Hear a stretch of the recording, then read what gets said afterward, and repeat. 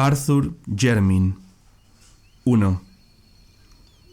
La vida es algo espantoso, y desde el conocimiento que tenemos de ella, asoman indicios demoníacos que la vuelven, a veces, infinitamente más espantosa.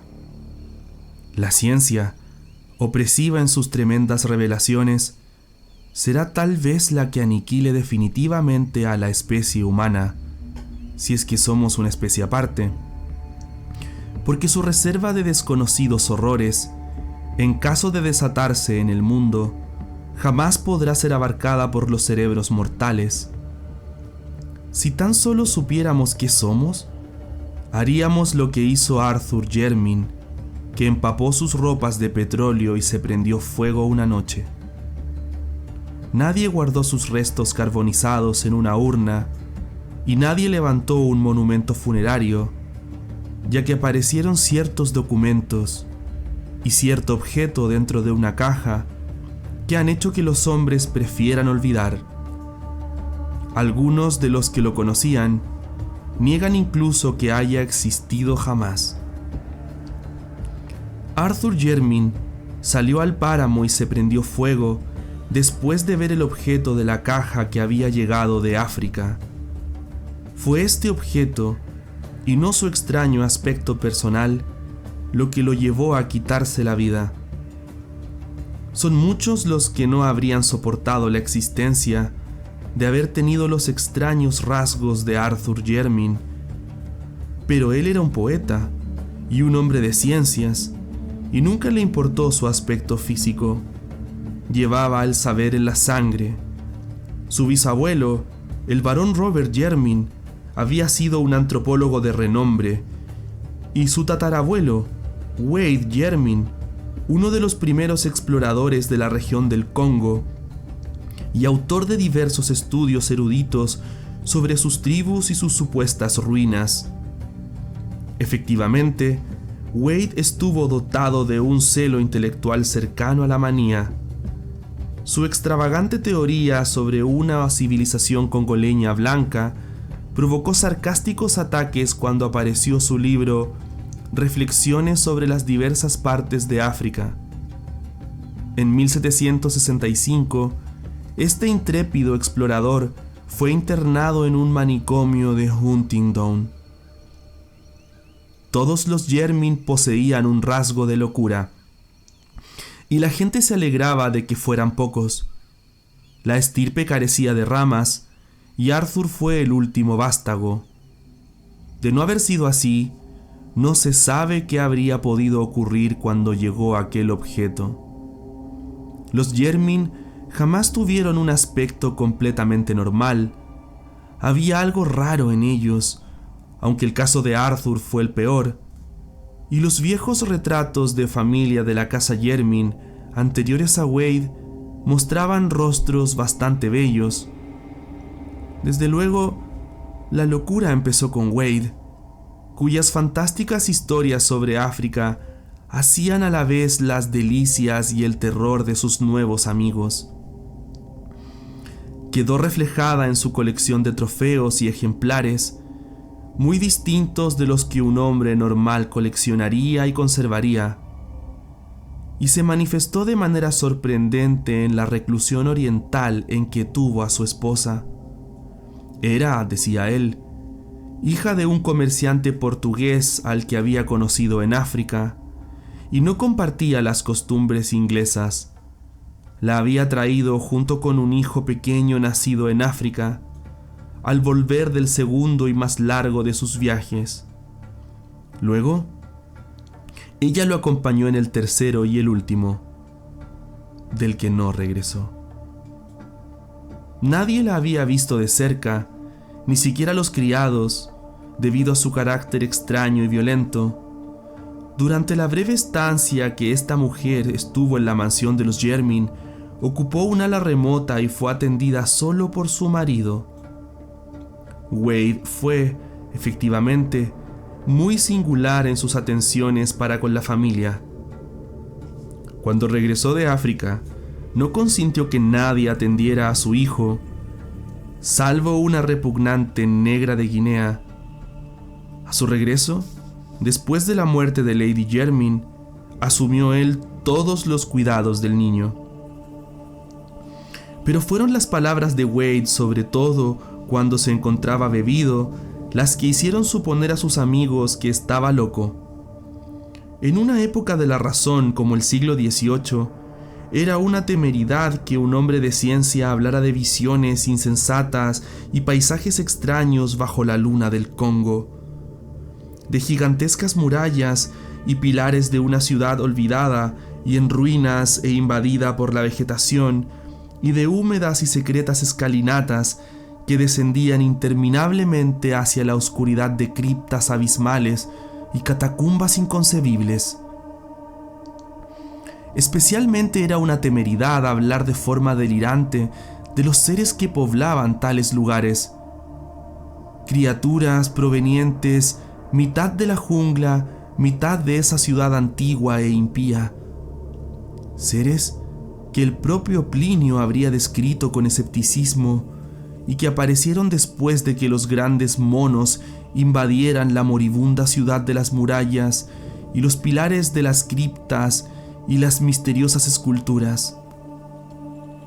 Sin embargo, después del último viaje, Wade hablaba de esas cosas con estremecido y misterioso entusiasmo, casi siempre después de su tercer vaso en el King Head, alardeando de lo que había descubierto en la selva y de que había vivido entre ciertas ruinas terribles que solo él conocía. Y al final hablaba de tales términos de los seres que allí vivían, que lo internaron en el manicomio. No manifestó gran pesar cuando lo encerraron en la celda enrejada de Huntingdon, ya que su mente funcionaba de forma extraña. A partir del momento en que su hijo empezó a salir de la infancia, el hogar lo atraía cada vez menos y últimamente incluso parecía asustarlo. El Knight's Heads llegó a convertirse en su domicilio habitual y cuando lo encerraron manifestó una vaga gratitud, como si para él representara una protección. 3 años después, murió. Philip, el hijo de Wade Jermyn, fue una persona extraordinariamente rara. A pesar del gran parecido físico que tenía con su padre, su aspecto y comportamiento eran en muchos detalles tan toscos que todos terminaron evitándolo. Aunque no heredó la locura como algunos temían, era bastante torpe y propenso a periódicos accesos de violencia. Era de estatura pequeña, pero poseía una fuerza y una agilidad increíbles. A los 12 años de recibir su título, se casó con la hija de su guardabosque, persona que, según se decía, era de origen gitano. Pero antes de nacer su hijo, se alistó en la Marina de Guerra como simple marinero, hecho que colmó la repugnancia general que sus costumbres y su unión habían despertado. Al terminar la Guerra de América, circuló el rumor de que iba de marinero en un barco mercante que se dedicaba al comercio en África. Habiendo ganado buena reputación con sus proezas de fuerza y soltura para trepar, pero desapareció una noche cuando su barco se encontraba fondeado frente a la costa del Congo. Con el hijo de Philip Jermyn, la reconocida peculiaridad de la familia adoptó un rasgo extraño y fatal. Alto y bastante agraciado, con una especie de misteriosa gracia oriental pese a sus proporciones físicas un tanto singulares, Robert Jermyn inició una vida de erudito e investigador. Fue el primero en estudiar científicamente la inmensa colección de reliquias que su abuelo demente había traído de África, haciendo célebre el apellido en el campo de la etnología y la exploración. En 1815, Robert se casó con la hija del 7º vizconde de Bigthorn, con cuyo matrimonio recibió la bendición de 3 hijos. El mayor y el menor jamás fueron vistos públicamente a causa de sus formalidades físicas y psíquicas. Abrumado por estas desventuras, el científico se refugió en su trabajo e hizo 2 largas expediciones al interior de África. En 1849, su segundo hijo Neville, persona especialmente repugnante que parecía combinar el mal genio de Philip Jermin y el Hathor de los Wigmore, se fugó con una vulgar bailarina, aunque fue perdonado a su regreso un año después. Volvió a la mansión Jermin viudo y con un niño, Alfred, que sería con el tiempo el padre de Arthur Jermin. Decían sus amigos que fue esta serie de desgracias lo que trastornó el juicio de Robert Jermin, aunque probablemente la culpa estaba tan solo en ciertas tradiciones africanas. El maduro científico había estado recopilando leyendas de las tribus Onga, próximas al territorio explorado por su abuelo y por él mismo, con la esperanza de explicar de alguna forma las extravagantes historias de Wade sobre una ciudad perdida habitada por extrañas criaturas. Cierta coherencia en los singulares escritos de su antepasado sugería que la imaginación del loco pudo haber sido estimulada por los mitos nativos. El 19 de octubre de 1852, el explorador Samuel Seaton visitó la mansión de los Jermin, llevando consigo un manuscrito y notas recogidas entre los Onga. Convencido de que podían ser de utilidad al etnólogo ciertas leyendas acerca de una ciudad gris de monos blancos, gobernadas por un dios blanco. Durante su conversación, debió de proporcionarle sin duda muchos detalles adicionales, cuya naturaleza jamás llegará a conocerse, dada la espantosa serie de tragedias que sucedieron de repente.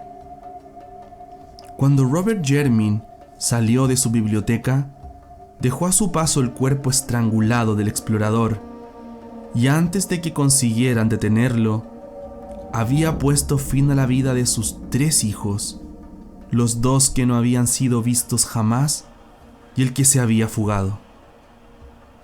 Neville Jermin murió defendiendo a su hijo de 2 años, cosa que consiguió, y cuyo asesinato entraba también, al parecer, en las locas maquinaciones del anciano. El propio Robert, tras repetidos intentos de suicidarse y a una obstinada negativa a pronunciar un solo sonido articulado, murió de un ataque de apoplejía al 2.º año de su reclusión. Alfred Jermin fue varón antes de cumplir los 4 años, pero sus gustos jamás estuvieron a la altura de su título. A los 20 se había unido a una banda de músicos y a los 36 había abandonado a su mujer y a su hijo para enrolarse en un circo ambulante americano. Su final fue repugnante. Entre los animales del circo con el que viajaba, había un enorme gorila macho de color algo más claro de lo normal. Era un animal sorprendentemente dócil y de gran popularidad entre los artistas de la compañía. Alfred Jermin se sentía fascinado por este gorila y en muchas ocasiones los 2 se quedaban mirándose a los ojos a través de los barrotes durante bastante tiempo. Finalmente Jermin consiguió que le permitieran adiestrar al animal, asombrando a los espectadores y a sus compañeros con sus éxitos. Una mañana en Chicago, cuando el gorila y Alfred Jermin ensayaban en un combate de boxeo muy ingenioso, el primero propinó al segundo un golpe más fuerte de lo habitual, lastimando el cuerpo y la dignidad del domador aficionado. Los componentes de el mayor espectáculo del mundo prefieren no hablar de lo que siguió. No se esperaban el grito escalofriante e inhumano que lanzó Alfred, ni que tomara a su torpe antagonista con ambas manos para arrojarlo con fuerza contra el suelo de la jaula. A continuación, mordió furiosamente la garganta peluda. Había sorprendido al gorila, pero este no tardó en reaccionar, y antes de que el domador oficial pudiera hacer nada, el cuerpo que había pertenecido a un varón había quedado irreconocible. 2. Arthur Jermyn era hijo de Alfred Jermyn y de una cantante de music hall de origen desconocido. Cuando el marido y padre abandonó a su familia, la madre llevó al niño a la casa de los Jermyn, donde no quedaba nadie que se opusiera a su presencia. No carecía ella de idea sobre lo que debe ser la dignidad de una noble, y cuidó que su hijo recibiera la mejor educación que su limitada fortuna le podía proporcionar. Los recursos familiares eran ahora dolorosamente exiguos, y la casa de los Jermyn había caído en una ruina penosa. Pero el joven Arthur amaba el viejo edificio con todo lo que contenía. A diferencia de los Jermyn anteriores, era poeta y soñador. Algunas de las familias de la vecindad que habían escuchado contar historias sobre la invisible esposa portuguesa de Wade Jermyn afirmaban que estas aficiones suyas revelaban su sangre latina. Pero la mayoría de las personas se burlaban de su sensibilidad ante la belleza, la atribuían a su madre cantante, que por otra parte no habían aceptado socialmente. La delicadeza poética de Arthur Jermyn era mucho más notable si se tenía por cuenta su tosco aspecto personal. La mayoría de los Jermyn habían tenido un aspecto sutilmente extraño y repelente, pero el caso de Arthur era asombroso. Es difícil decir con precisión a qué se parecía. Su expresión, su ángulo facial y la longitud de sus brazos producían una viva repugnancia en quienes lo veían por primera vez. La inteligencia y el carácter de Arthur Jermyn, sin embargo, compensaba su aspecto. Culto y dotado de talento, alcanzó los más altos honores en Oxford y parecía destinado a devolver la fama de intelectual a la familia.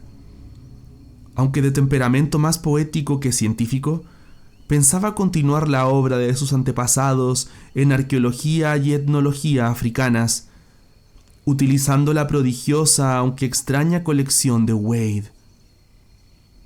Llevado por su mentalidad imaginativa, pensaba a menudo en la civilización prehistórica en la que el explorador loco había creído absolutamente, y construía relato tras relato alrededor de la silenciosa ciudad de la selva mencionada en las últimas y más extravagantes anotaciones. Las brumosas palabras sobre una atroz y desconocida raza de híbridos de la selva le producían un extraño sentimiento, mezcla de terror y de atracción, al especular sobre el posible fundamento de semejante fantasía y así tratar de extraer alguna luz de los datos recogidos por su bisabuelo y Samuel Seaton entre los Onga. En 1911, después de la muerte de su madre, Arthur Jermyn decidió proseguir sus investigaciones hasta el final. Vendió parte de sus propiedades con el fin de obtener el dinero necesario, preparó su expedición y zarpó con destino al Congo. Contrató a un grupo de guías con ayuda de las autoridades belgas y pasó un año en las regiones entre los Onga y los Kaliri, donde descubrió muchos más datos de los que él esperaba. Entre los Kaliri había un anciano jefe llamado Mwanu, que poseía no solo una gran memoria, sino un grado de inteligencia excepcional y un gran interés por las tradiciones antiguas. Este anciano confirmó la historia que Jermyn había oído, agregando sus propios relatos sobre la ciudad de piedra y los monos blancos, tal como él la había oído contar. Según Mwanu, la ciudad gris y las criaturas híbridas habían desaparecido, aniquiladas por los belicosos Bangus. Hacía muchos años, esta tribu, después de destruir la mayor parte de los edificios y matar a todos los seres vivientes, se habían llevado a la diosa disecada que había sido el objeto de la incursión. La diosa mono blanca a la que adoraban los extraños seres y que las tradiciones del Congo indicaban como el cuerpo de la que había reinado como princesa entre ellos. Wanu no tenía idea del aspecto que debieron de tener aquellas criaturas blancas y simiescas, pero estaba convencido de que eran ellas quienes habían construido la ciudad destruida. Jermin no pudo formarse una opinión clara. Sin embargo, después de numerosas preguntas, consiguió una pintoresca leyenda sobre la diosa disecada. La princesa Mono, se decía, se convirtió en esposa de un gran dios blanco llegado de Occidente. Durante mucho tiempo reinaron juntos en la ciudad, pero cuando nació un hijo, se marcharon de la región. Más tarde, el dios y la princesa regresaron, y a la muerte de ella, su divino esposo había ordenado momificar el cuerpo, entronizándolo en una inmensa construcción de piedra donde fue adorado. Luego volvió a marcharse. La leyenda presentaba aquí 3 variantes. Según una de ellas, no ocurrió nada más, salvo que la diosa disecada se convirtió en símbolo de supremacía para la tribu que la poseyera. Este era el motivo por los que los Bagunus habían atacado. Una segunda versión aludía al regreso del dios y su muerte a los pies del cuerpo de la esposa. En cuanto a la tercera, hablaba del retorno del hijo, ya hombre, o mono, o dios, según el caso, aunque ignorante de su identidad. Sin duda, la imaginación de los negros había sacado el máximo partido de lo que subyacía debajo de tan extravagante leyenda, fuera lo que fuera. Arthur Jermin no dudó ya de la existencia de la ciudad que el viejo Wade había descrito, y no se extrañó cuando a principios de 1912 dio con lo que quedaba de ella. Comprobó que se habían exagerado sus dimensiones, pero las piedras esparcidas probaban que no se trataba de un simple poblado negro. Por desgracia, no logró encontrar representaciones escultóricas, y lo exiguo de la expedición le impidió emprender el trabajo de despejar el único pasadizo visible que parecía conducir a cierto sistema de criptas que Wade mencionaba. Preguntó a todos los jefes nativos de la región acerca de los monos blancos y la diosa momificada, pero fue un europeo quien pudo ampliar los datos que le había proporcionado el viejo Mwanu. Un agente belga de una factoría del Congo, Mr. Verheeren, creía que podía no solo localizar, sino conseguir también a la diosa momificada de la que había oído hablar vagamente. Dado que los en otro tiempo poderosos Bangus eran ahora sumisos siervos del gobierno del rey Alberto, y sin mucho esfuerzo podía convencerlos para que desprendieran de la horrenda deidad de la que se habían apoderado. Así que, cuando Jermin zarpó para Inglaterra, lo hizo con la gozosa esperanza de que, en espacio de unos meses, podría recibir la inestimable reliquia etnológica que confirmaría la más extravagante de las historias de su antecesor, que era la más disparatada de cuantas él había escuchado. Pero quizá los campesinos que vivían en la vecindad de la casa de los Jermin habían oído historias más extravagantes aún a Wade alrededor de las mesas del Knighthead.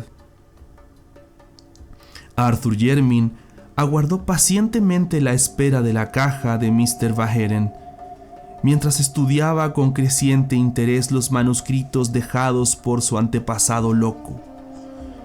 Empezaba a sentirse cada vez más identificado con Wade y buscaba vestigios de su vida personal en Inglaterra, así como de sus hazañas africanas. Los relatos orales sobre la misteriosa y recluida esposa eran numerosos, pero no quedaba ninguna prueba tangible de que su estancia en la mansión Jermyn. Arthur se preguntaba qué circunstancias pudieron propiciar o permitir semejante desaparición, y supuso que la principal se debió a la enajenación del marido. Recordaba que se decía que la madre de su tatarabuelo fue hija de un comerciante portugués establecido en África. Indudablemente, el sentido práctico heredado de su padre y su conocimiento superficial del continente negro lo habían movido a burlarse de las historias que contaba Wade sobre el interior, y eso era algo que un hombre como él no debió olvidar. Ella había muerto en África, a donde sin duda su marido la llevó a la fuerza, decidido a probar lo que decía. Pero cada vez que Jermyn se sumía en esas reflexiones, no podía dejar de sonreír ante su futilidad. Él buscaba un siglo y medio después de la muerte de sus extraños antecesores. En julio de 1913, recibió una carta de Mr. Verhaeren en la que le notificaba que había encontrado a la diosa disecada. Se trataba, decía el belga, de un objeto de lo más extraordinario, un objeto imposible de clasificar para un profano. Solo un científico podría determinar si se trataba de un simio o de un ser humano, y aún así, su clasificación sería muy difícil dado su estado de deterioro. El tiempo y el clima del Congo no son favorables para las momias, especialmente cuando han sido preparadas por aficionados, como parecía ocurrir en este caso. Alrededor del cuello de la criatura se habían encontrado una cadena de oro que sostenía un relicario vacío con adornos nobiliarios. Sin duda, recuerdo de algún infortunado viajero a quien debieron de arrebatárselo los baguns, para que lo llevara a la diosa en el cuello a modo de talismán. Comentando las facciones de la diosa, Mr. Verhaeren hacía una fantástica comparación, o más bien aludía con humor a lo mucho que iba a sorprenderle a su corresponsal, pero estaba demasiado interesado científicamente para extenderse en trivialidades. La diosa momificada anunciada llegaría debidamente embalada un mes después de la carta. El envío fue recibido en la casa de los Jermyn la tarde del 3 de agosto de 1913, siendo trasladado inmediatamente a la gran sala que alojaba la colección de ejemplares africanos, tal como fueran ordenados por Robert y Arthur. Lo que sucedió a continuación puede deducirse a partir de lo que contaron los criados y de los objetos y documentos examinados después. De las diversas versiones, la del mayordomo de la familia, el anciano Soames, es la más amplia y coherente. Según este fiel servidor, Arthur ordenó antes de abrir la caja que se retirara todo el mundo de la habitación. Aunque el inmediato ruido del martillo y el escoplo indicaron que no había decidido aplazar la tarea. Durante un rato no se escuchó nada más. Soames no podía precisar cuánto tiempo, pero menos de un cuarto de hora después, escuchó un horrible alarido, cuya voz pertenecía inequívocamente a Jermyn. Acto seguido, Jermyn salió de la estancia corriendo como un loco en dirección a la entrada, como si fuera perseguido por algún espantoso enemigo. La expresión de su rostro, un rostro bastante horrible ya de por sí, era indescriptible. Al llegar a la puerta, al parecer se le ocurrió una idea. Dio media vuelta y volvió, y desapareció finalmente por la escalera del sótano. Los criados se quedaron en el alto mirando estupefactos, pero el señor no regresó. Solo llegó hasta ellos un olor a petróleo. Ya de noche, oyeron el ruido de la puerta que comunicaba al sótano con el patio, y el mozo de cuadra vio finalmente salir a Arthur Jermyn, todo reluciente de petróleo, y desaparecer en dirección hacia el negro páramo que rodeaba la casa. Luego, en una exaltación de supremo horror, todos presenciaron el final. Surgió una chispa en el páramo, se elevó una llama y una columna de fuego humano alcanzó los cielos. La estirpe de los Jermyn había dejado de existir.